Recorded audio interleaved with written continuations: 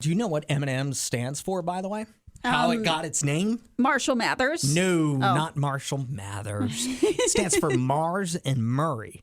Forrest D. Mars is the founder of Mars Candy Company, and Murray is the son of Hershey Chocolate's president, William F.R. Murray. So Mars and Murray, M&M, I guess they made M&Ms the first time. I wonder if when they got together, if that's when, like, did Mars and Hershey ever merge? Are they merged? I don't believe so. So they married. I guess. I don't know. Stayed separate. Very interesting. As a central Pennsylvania guy, I was a little offended that the son of Hershey Chocolate's person would have gone to M&M's.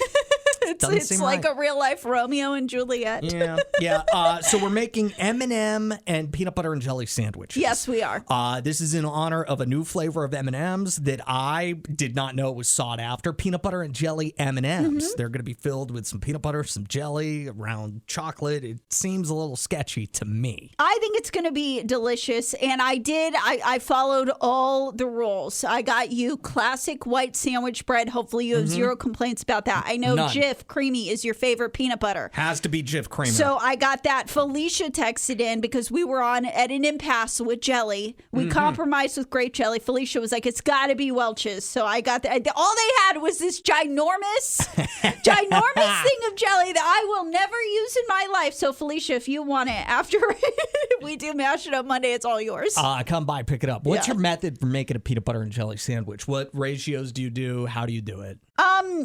I don't really, but my plan was I was going to do a nice thick layer of peanut butter, a nice thick layer of jelly on the other side of the sandwich, and then just sprinkle the M&Ms in the middle. Yeah. This is a hill I am willing to die on. I believe peanut butter needs to go on both sides of the bread and jelly in the middle. I'm going to stick to that. Do you think that's what I should do? Because I'm no PB&J pro. I think this might be the first PB&J I've ever made. I have not had a PB&J in probably 10, 15 years. Okay, well. So I'm not certainly a pro, but I do know peanut butter on both sides keeps the jelly from soaking through the bread. I'm going to do your method then. I'm going to listen to you. I almost just screwed up big time, and I think I got peanut butter on my headphones as well. But I was assembling my peanut butter and jelly and M&M sandwich.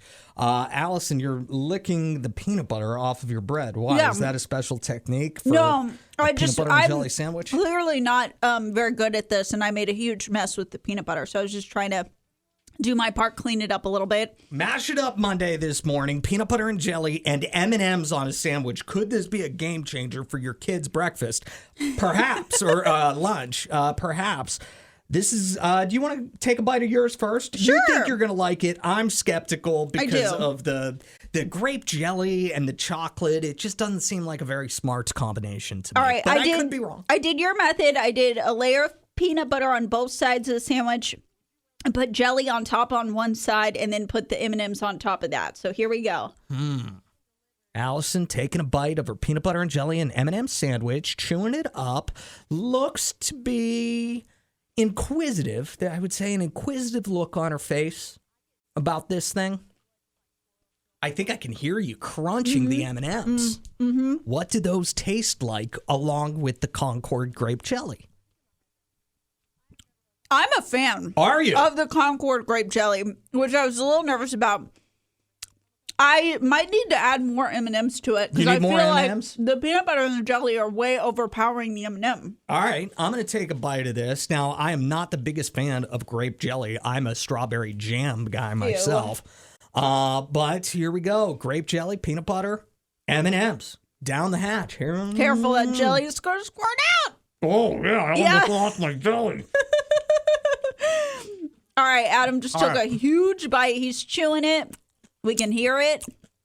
Oh, that's delicious. But can you taste the M&Ms at all?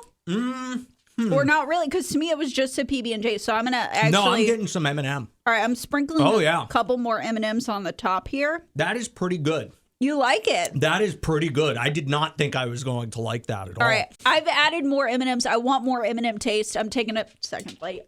But the chocolate is more subtle. Like, I like that. I like that it's a very subtle chocolatey.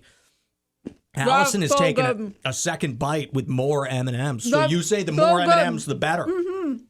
Wow. Do it. Put M&Ms on your PB&J. Do you think you would get the same effect with maybe just a little Hershey syrup on there as you would with the M&M? Do you think that would work? No, No, go ahead. Keep talking. you need the crunch. You need the crunch. Yeah, it adds a crunchy element. It's nice. Well, that's interesting because Sandy just texted us and said, you have to save the jelly to do peanut butter and jelly crunch Sammys. Just replace the M&Ms with granola.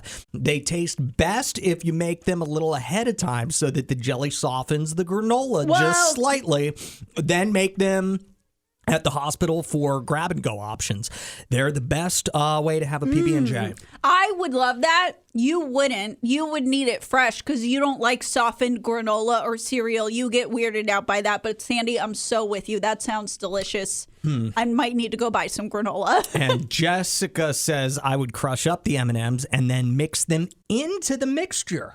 It's too much work, Jessica. If you That like, does I sound- couldn't put together a PB&J. Okay, I don't have the skills. Like, what do I need? A mortar and pestle or whatever it's called to crush up the dang M&Ms? Like, what am I doing here? Could you imagine buying a mortar and pestle, which is like, I don't even know what you would use, like grinding up spices and Right. stuff. I feel like very bougie, very fancy recipes require a mortar and pestle. Yeah. And the cashier saying to you like, oh, what are you going to make with this? I got to grind up my M&Ms for my peanut butter and jelly sandwich.